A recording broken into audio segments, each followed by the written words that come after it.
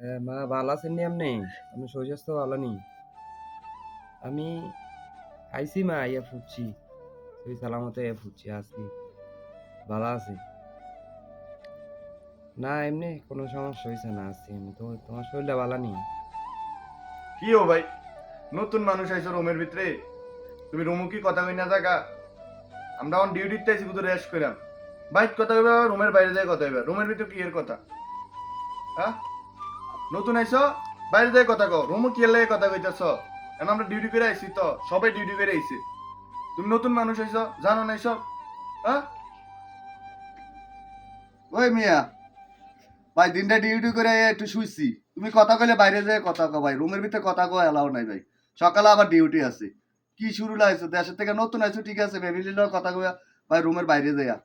রুমের ভিতরে আমরা রুমের ভিতরে কেউ কথা বলে না ভাই, সকালে ডিউটি আছে, বাইরে যেয়ে কথা কও। না ভাই আমি তো আসলে জানি না ভাই বুঝেননি। আচ্ছা ঠিক আছে আমি তাইলে বাইরে যেয়ে কথা কই। ইয়াল্লা বাইরে যান। রুমো আজ যেতে কয়ে দে, রুমের ভিতরে কোনো কথা নাই। রুমের ভিতরে কোনো কথা কইবেন না। বাইক কতক্ষণ যেন কতক্ষণ রুমের বাইরে। মোবাইল টিপেন কানো ব্লুটুথ বা হেডফোন দিয়ে ইউজ করবেন। রুমে কোনো কথা নাই।